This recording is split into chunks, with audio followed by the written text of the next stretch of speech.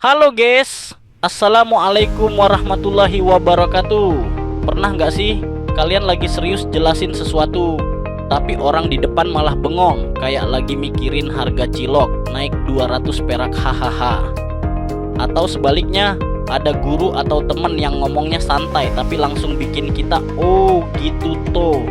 Kadang kita pikir masalahnya di pelajaran, padahal yang bikin beda itu cara nyampeinnya. Karena ya, ngomong itu gampang, tapi bikin orang ngerti itu baru tantangan. Dan karena itulah penting banget yang namanya komunikasi pendidikan. Buat saya, komunikasi pendidikan itu bukan cuma tentang ngomong di depan kelas, tapi tentang bagaimana kita bisa bikin orang lain paham tanpa harus merasa digurui. Satu kalimat sederhana bisa bikin orang semangat belajar kalau disampaikan dengan hati.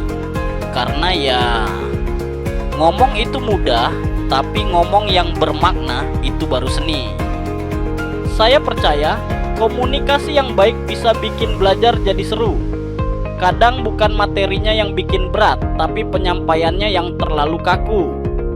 Kalau dibawakan dengan gaya santai, belajar apapun bisa terasa ringan. Bahkan belajar sejarah pun bisa kayak nonton film, asal komunikasinya nyampe. Sekarang komunikasi pendidikan tuh nggak harus lewat papan tulis, lewat layar pun bisa. Kita bisa belajar dari YouTube, podcast, sampai TikTok, asal isinya bermanfaat ya, bukan cuma joget doang. Dunia digital bikin kita bisa nyebarin ilmu kemana aja. Ilmu sekarang tuh nggak cuma diajarin, tapi juga bisa dipiralkan. Menurut saya, komunikasi pendidikan itu ngajarin kita buat ngerti orang lain dulu, baru ngomong. Kita belajar gimana jadi pendidik yang sabar, komunikator yang cerdas, dan teman belajar yang gak ngebosenin. Karena kalau ilmunya bagus tapi cara ngomongnya bikin ngantuk, ya sayang banget kan? Tapi jujur aja, komunikasi pendidikan itu gak selalu gampang. Kadang kita udah jelasin panjang lebar, ternyata muridnya malah bengong.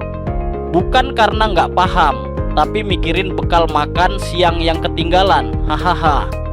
Di situ pentingnya empati. Komunikasi yang baik itu bukan cuma nyampaikan pesan, tapi juga merasakan situasi orang yang diajak bicara. Kadang yang dibutuhkan bukan penjelasan panjang, tapi cukup senyum dan kata "nggak apa-apa, pelan-pelan aja".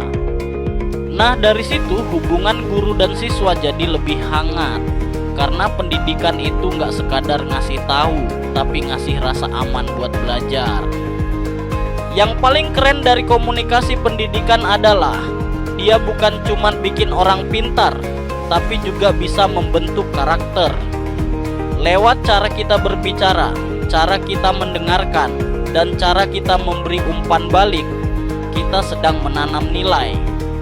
Jadi, ketika seorang guru berkata lembut atau teman ngajarin dengan sabar, di situ sebenarnya kita sedang membangun manusia. Dan itu, menurut saya, adalah bentuk komunikasi yang paling indah. Kadang saya mikir, kalau komunikasi pendidikan itu bisa dijual, mungkin udah banyak yang kaya dari kata ngerti. Tapi ya nggak apa-apa, yang penting paham dulu baru pamer. Karena percuma ngomong tinggi-tinggi kalau orang lain cuma jawab "ha".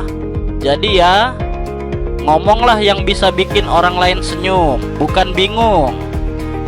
Jadi intinya komunikasi pendidikan itu penting banget, biar ilmu kita nggak cuma didengar tapi juga dipahami. Tapi ingat, ngomong itu nggak boleh asal, harus pakai hati biar nyampe ke hati juga. Oke, sekian dari saya. Semoga komunikasinya lancar, sinyalnya nggak ngelag, dan semangat belajarnya nggak lowbat. Wassalamualaikum warahmatullahi wabarakatuh. Saya pamit dulu ya. Bye-bye.